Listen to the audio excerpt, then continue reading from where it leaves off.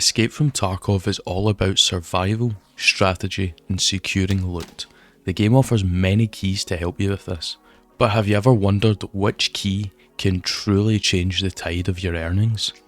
Today, we're diving deep into hopefully the most valuable and versatile key in Escape from Tarkov. Stick around because this could be a game changer. Right, so first of all, we're going to need to know what key we're going to be using, and that is the Shatan key.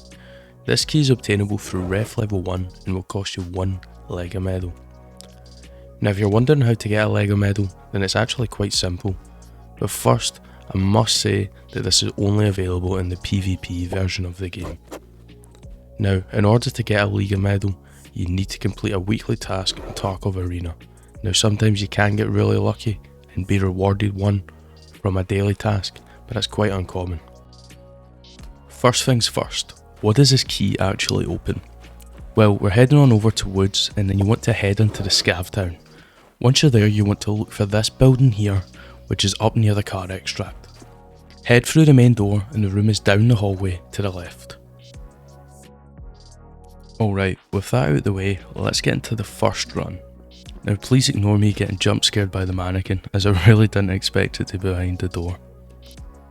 Now, from this first run, I mainly got weapon attachments such as sights, scopes and suppressors, and I wasn't really sure where I should be looking, so I just basically searched everywhere, which took up quite a lot of time.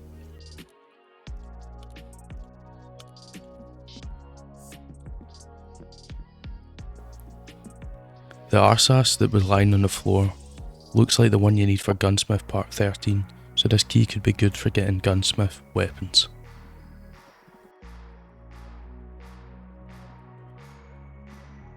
Here's a look at what was found in this time opening the room, and here's how much it sold to vendors for. I'm not including the items found in the duffel bag in the final price, as duffel bags can spawn basically any item in the game, so it wouldn't be an accurate representation of what you could get. Now let's get on to run 2. This time I was actually quite disappointed as there wasn't much actually in the room. It was more weapon attachments like sights and suppressors again, but this time there wasn't a gun, so that impacted how much money we made out of this one.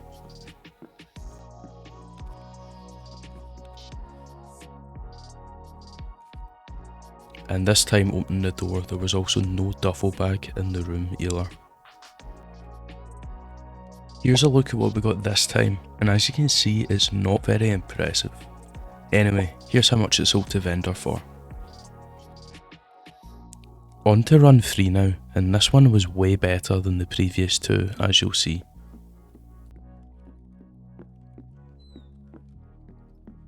This time we got more weapon attachments as previous, but we also got 2 weapons this time.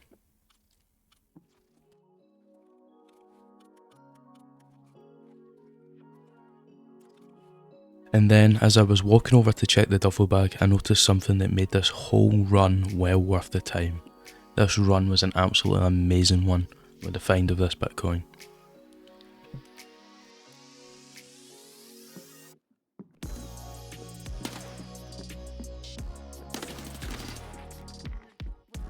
And with that uninvited guest taken care of, let's see what we got this time.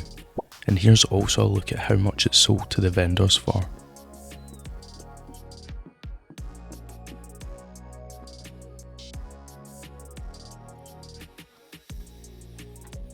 Now on to run 4. Now this one was another pretty decent one, to be honest. We got more weapon attachments and another 2 guns, one which was modded and one which wasn't. So all in all, it was a pretty decent run.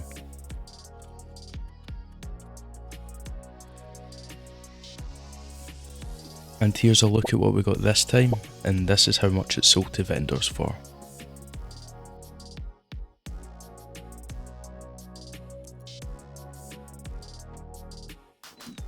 On to the 5th and final run now, and this one wasn't anything special either, to be honest.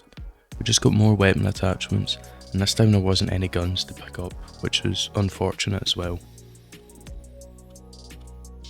Here's a look at what we got, and here's how much it sold to vendors for, and as you can see, it's nothing special this time. Now on to the part you've been waiting for, how much we made, and as you can see here, this is what we made from each individual run. And here is everything totaled up. And in all totaled up, we made a total of 2,421,709 from this key. This is with everything being sold directly to vendors. Also remember, I did find a Bitcoin, so that will inflate the number by around about 1,000,000 rubles. Now let's have a look at the average made per run. Now remember, this is not including what was found in the duffel bags, as they're unreliable with the type of loot they spawn. This is just from the loose loot that spawns inside the room. The average from my 5 runs was 484,341.8 rubles. Now this could be higher or lower for you depending on what spawns. This is just a rough idea of the money you can make. Now I also extracted all 5 times after looting the room, which also heavily impacts that number. And speaking of extracting, let's get onto the survivability of this key. It took me 6 attempts total to loot the room all 5 times, as I ran into players twice during these runs. One time I was successful in killing them, another time I was killed myself. Now both of these interactions occurred while travelling across the map to get to the room, so there was no fighting in the town itself.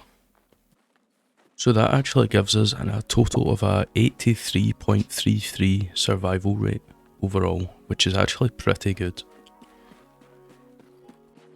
And there you have it, that's the Shaturn key.